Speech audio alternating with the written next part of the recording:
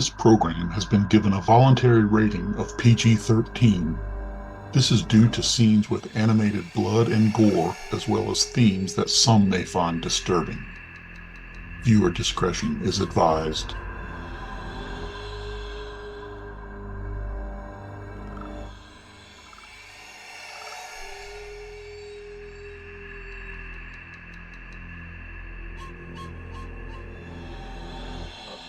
This is where things are going to get a bit strange and bizarre, so you might want to brace yourselves.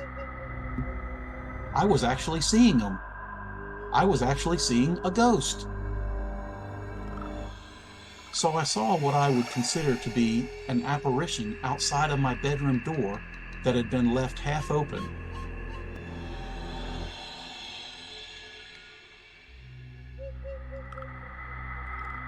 My mom woke up from a very disturbing dream. She was so frightened that she screamed. My dad was at the other end of the house playing solitaire on his computer when he heard my mom scream. He ran down the hallway to help her.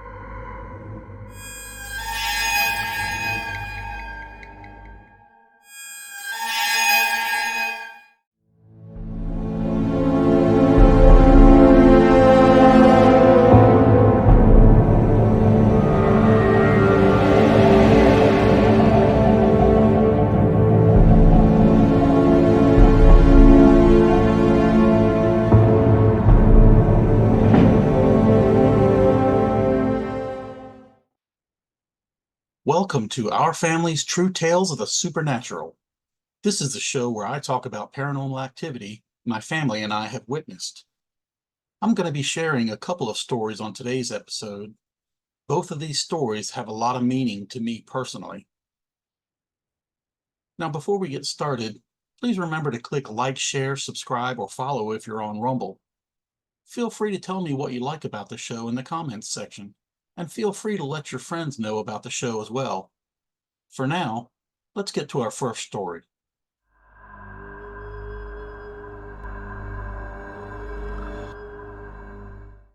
Due to the loss of my job and difficulty dealing with some people in the area where I lived, I had to move back to where my parents lived. The mobile home I had lived in was now rented, and some other people lived there, so I had to go back to live with my parents. My parents had lived in that house for about 15 years without any paranormal activity. I did wonder now and then if anything might follow me home from my job where I renovate houses.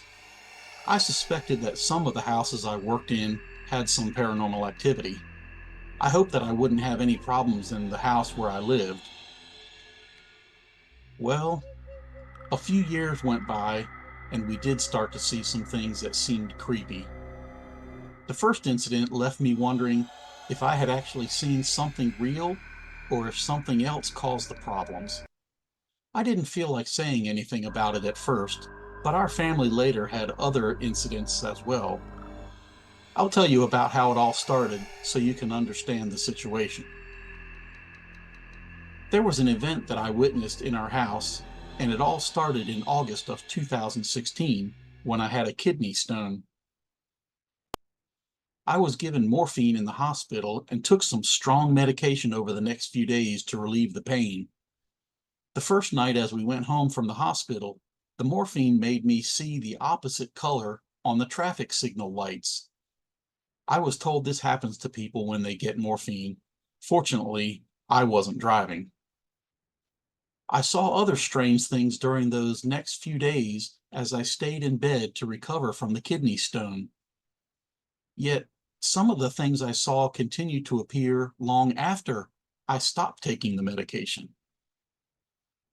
The medication made me sleep most of the time for the first day. I saw some strange things after I took the medication, and some of that could be attributed to the morphine I got and the pills I took over the next few days. The pills I took over the next few days were doctor prescribed, but it had a warning on the label that mentioned that they could cause hallucinations in rare cases. Well, I guess I was one of those rare cases. As I stayed in bed throughout the next day, I did see minor strange things. At first, I saw what looked like tiny bubbles that looked like they were glowing a golden color. My bedroom door had been left open in case I needed to yell for some help from my family. I saw those golden glowing bubbles right outside my doorway in the hallway. They disappeared after several seconds. Yet a short time later, I thought I saw some small butterflies fluttering around in the hallway. That afternoon, I thought I saw a large butterfly through the open doorway of my bedroom. The large butterfly looked like its size was about the same as if I held both of my hands together. I guess that would be about 8 to 12 inches, or almost a quarter or a third of a meter. As the large butterfly flew around outside my doorway, it began to shrink over 5 to 10 seconds. It shrunk so much that it disappeared. As I lay there, I thought to myself that this can't possibly happen in real life, so I knew it had to be a hallucination from the medication. As the night came that first day, I started to see something else that was a bit more disturbing. I'm going to have to give you a warning here. See, this is where things are going to get a bit strange and bizarre, so you might want to brace yourselves. As I watched TV that night, the doorway was about a 30 to 45-degree turn to my right from my feet, and it was about 3 feet away from the foot of my bed.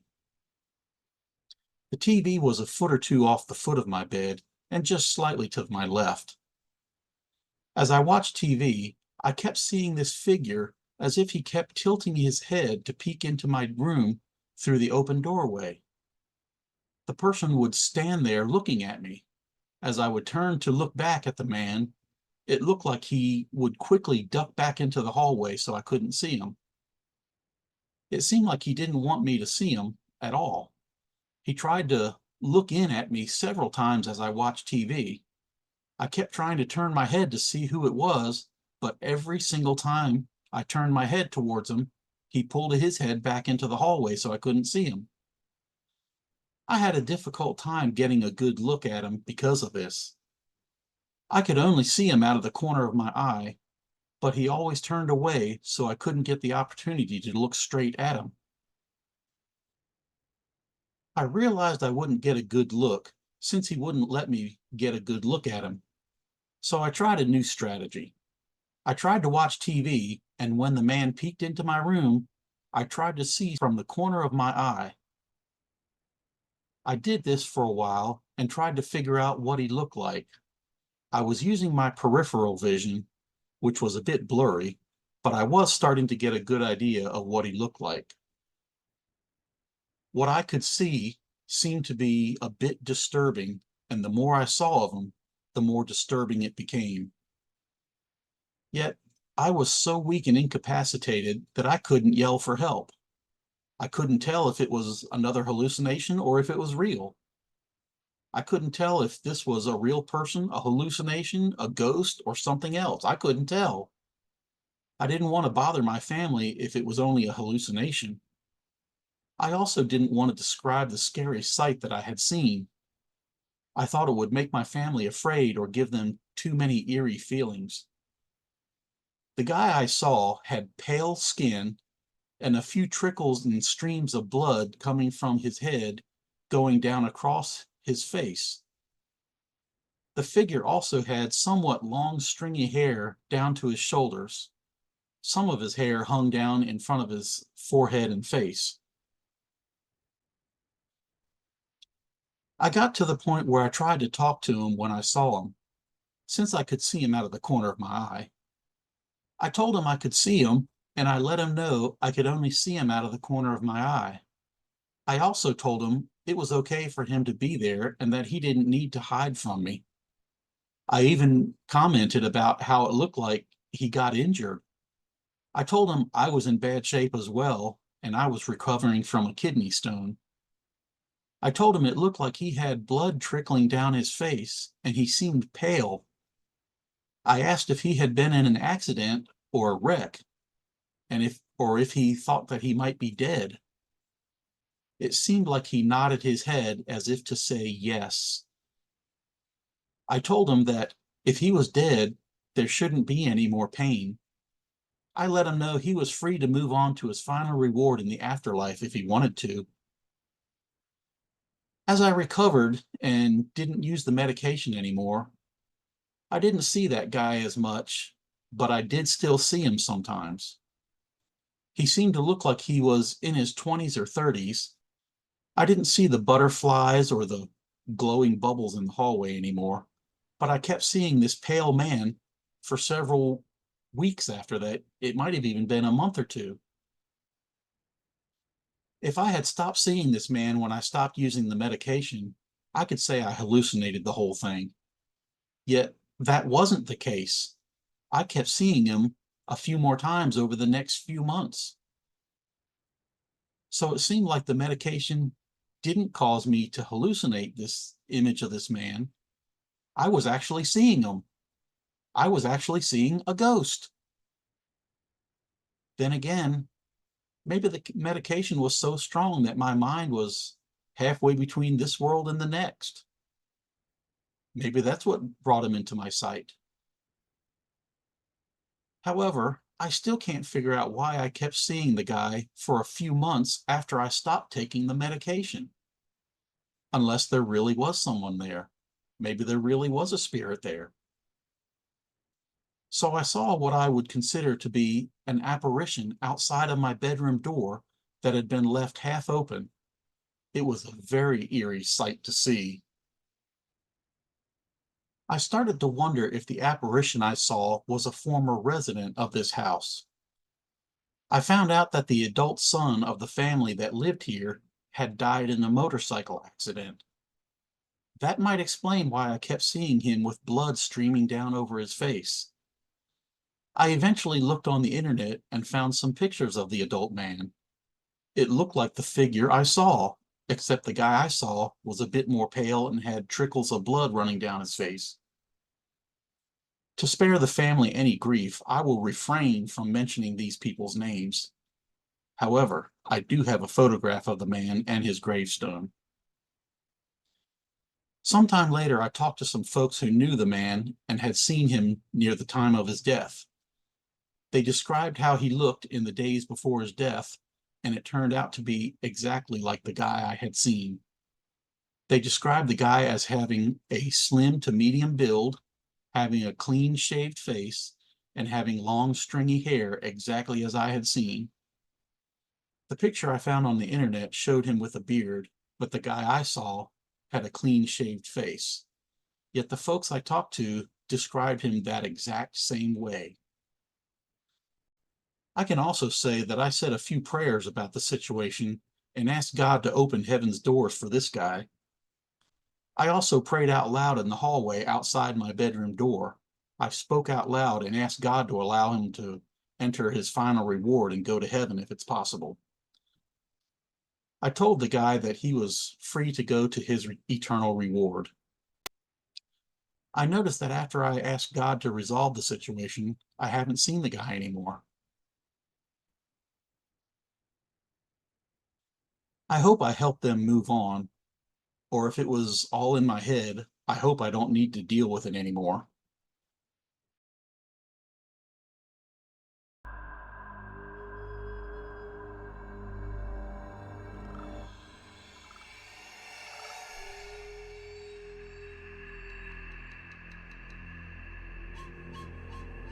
A few months later, in May of 2017, there was another incident in the house that caused a ruckus. This next incident wasn't something I saw, but it was something that someone else in my family saw. My parents and I went to our respective bedrooms to sleep for the night, yet this night would end up being disrupted by an incident that left us all with eerie feelings that left our nerves frazzled. As my mom, Sally, was sleeping, she had a dream that there was a shadowy demonic figure in her bedroom. The figure seemed to be wearing a black cloak and had long, sharp claws on its fingers. As she had this dream, she saw the shadowy figure walk over to her and was leaning over toward her. This creature appeared to be short and chubby and held out its arms and claws. The dark figure reached its arms toward her, and she could see its claws. The dream was so disturbing that she woke up, but she could still see the demonic figure after she woke up. The figure was still standing at the end of the bed. She was so frightened that she screamed and threw a pillow at the shadowy figure. My dad at the other end of the house was playing solitaire on the computer when he heard my mom scream. He ran down the hallway to help her. He ran into the bedroom, turned the lights on, and asked what was wrong. My mom was shouting about the shadowy demonic figure she saw as she cowered at the head of the bed. She leaned away from the dark creature. She was almost inconsolable as my dad arrived, and he had to wrap his arms around her and hold on to her for a while. My mom was shaking and trembling from being so extremely frightened.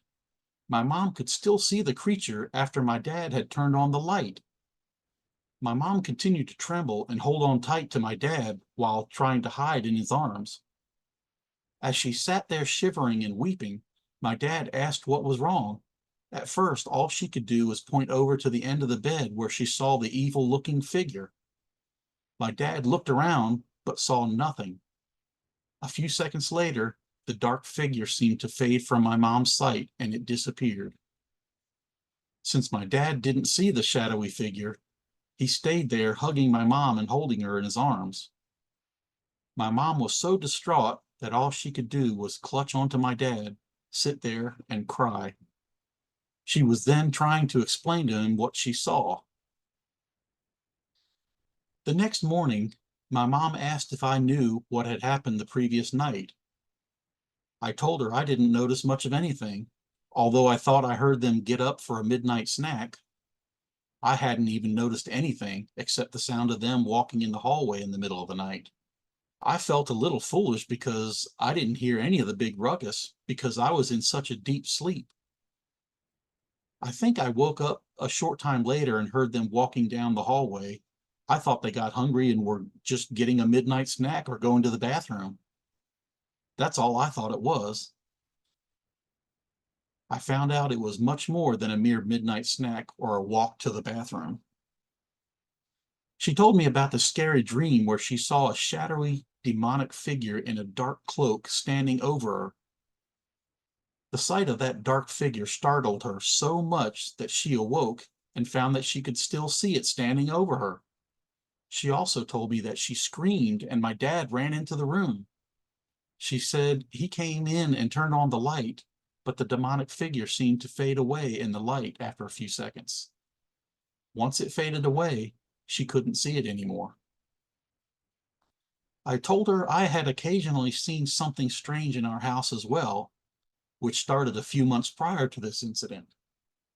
This is what led me to tell her what I had seen in our house. She seemed to be comforted with the knowledge that she wasn't the only one seeing some strange stuff. I told her about the man I kept seeing who had blood trickling down his face. I also told her how I saw the man while I took the pain pills for the kidney stone. Yet I also told her that I kept seeing the man several months after I had stopped taking the medication. So she wasn't alone, and I let her know that she wasn't crazy. She felt a bit better since I didn't shun her for such a ghastly sight or for thinking ill of her. I also reassured her that she wasn't alone in this situation. I also said a few prayers about the paranormal activity in the house, and the activity seemed to stop, and we didn't have any problems for a few years after that. I spoke to the rest of our family about these incidents during the Thanksgiving holiday in November of 2021. I met with my family and talked about some of the paranormal activity that several of us family members had seen. I wanted to be sure I got my facts correct and that nothing was embellished, exaggerated, or fictitious. I wrote down a few different people's stories to keep record of it and to make sure I had my facts correct. I also spoke to my sister about the woman's voice that a few of us guys had heard in her house. My brother also told us about the incident that he had while he and his friends visited a graveyard in the middle of the night. You can see the details of those incidents in previous episodes. I also let them know about the thing my mom and I had seen in the house where we were living. It was the same house where we gathered for our holiday feast and where we were having this discussion. My mom told me that hearing about the things we saw made her feel like it was just too creepy. So she didn't want me to talk about it anymore. She just didn't like hearing about it. She also told me and the other family members that were there that she didn't want any of us to get labeled as crazy or get shunned by other people. She didn't want us to deal with the stigma around this type of a subject. That's why I use a cartoon avatar and make reenactment pictures and videos with some gaming software that I have. Throughout the years between 2017 and 2021, I thought more about the spirits my mom and I saw in our house. I started to wonder if the two spirits that my mom and I saw might have been former residents of our house. I wondered about the dark cloaked figure my mom saw. The dark figure was a bit short and stocky, and that fit the exact description of the mother of the family that lived in our house. That woman also died while the family lived in this house. I also noticed that once I said some prayers about the situation, we never had problems with the dark figure again. I also noticed that the dark figure never hurt anyone. It may have been the mother of the family that lived in this house, and maybe she didn't know how to make herself show up like a human. Maybe she could only show up as a dark, shadowy figure. The dark figure never harmed us and never got violent or destructive. We didn't have any more problems until a few months after our big family discussion in 2021 about our hauntings. Most of the activity in our house had ceased after my mom's incident in 2017 till this time that we were having the discussion in 2021. Yet it wasn't the end of the story. Dealing with a lot of paranormal activity left me wanting to get some sage in case I ever needed to do a sage smudging. A friend wanted to do a smudging to get rid of any bad luck, witchcraft, or negative things that were with him. So we had done some of that privately together before. I got some sage and we used it, and it did seem to help. Yet this wasn't the end of the story of the activity in our house. I'll pick up on more of that story about the activity in our house in the next episode. So for now, I'll say that I hope to see you in the next episode.